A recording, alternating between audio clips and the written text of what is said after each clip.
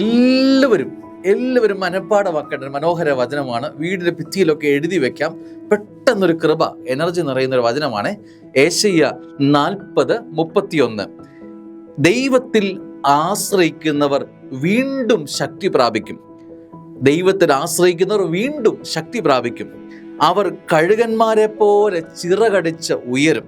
അവർ ഓടിയാലും ക്ഷീണിക്കുകയില്ല, നടന്നാൽ തളരുകയുമില്ല. എന്തൊരു രസകരമായ വചനം, എന്തൊരു കൃപ നിറയുന്ന വചനമാണെന്നറിയാമോ? ദൈവത്തിൽ ആശ്രയിക്കുന്നവർ വീണ്ടും ശക്തി പ്രാപിക്കും.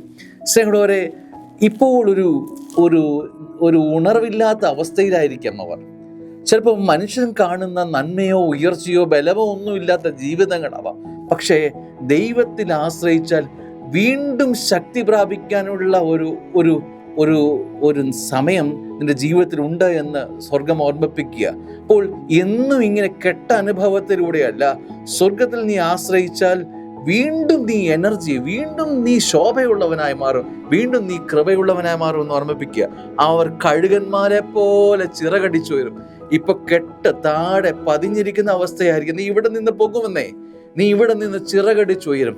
ആകാശങ്ങൾ കീഴടക്കാൻ ഇപ്പോൾ നീ എല്ലാം നശിച്ചൊരവസ്ഥയിലായിരിക്കും. ഇനി നീ ഇവിടുന്ന് ഉയരാൻ പോവുകയാ. നീ ചിറകടിച്ച് ആകാശത്തിന്റെ ഉടയവന്റെ അടുത്തേക്ക് നീ പറന്നുയരാൻ തക്കവണ്ണം നിന്റെ ചിറകുകൾക്ക്, ജീവിതങ്ങൾക്ക് ബലം കിട്ടുമെന്ന് വചനം ഓർമ്മിപ്പിക്കുക. തീർന്നില്ല, അവർ ഓടിയാലും ക്ഷീണിക്കുകയില്ല. ഇപ്പോഴൊരു ക്ഷീണാവസ്ഥ, ഒരു തളർച്ചയൊക്കെ ഉണ്ട്. പക്ഷേ നിന്റെ കാലുകൾക്ക് ബലം ലഭിക്കാൻ പോവുക. നിന്റെ ക്ഷീണാവസ്ഥ മാറാൻ പോവുക. നടന്നാൽ തളരയില്ല. തളരാത്ത അനുഭവങ്ങളും ഇനി ഈ ചെറിയ തളർച്ച ഇപ്പോൾ ഉണ്ടെങ്കിലും ഈ തളർച്ചയൊക്കെ മാറുന്ന ദിനങ്ങൾ നിന്റെ മുമ്പിലുണ്ട് എന്ന് ഈ വചനം ഓർമ്മിപ്പിക്കുക. ഏശയ്യ 40:31 ഇത്ര ശക്തി നൽകുന്ന വചനമാണ്. ദൈവത്തിൽ ആശ്രയിക്കുന്നവർ വീണ്ടും ശക്തി പ്രാപിക്കും. അവർ കഴുകന്മാരെ പോലെ ചിറകടിച്ചുയരും. അവർ ഓടിയാലും അവർ ക്ഷീണിക്കുകയില്ല, നടന്നാൽ അവർ തളരുകയുമില്ല. ഈ വചനം നമ്മുടെ ജീവിതത്തിൽ ശക്തി പ്രാപിക്കട്ടെ എന്ന് പ്രാർത്ഥിക്കുന്നു. ആമേൻ.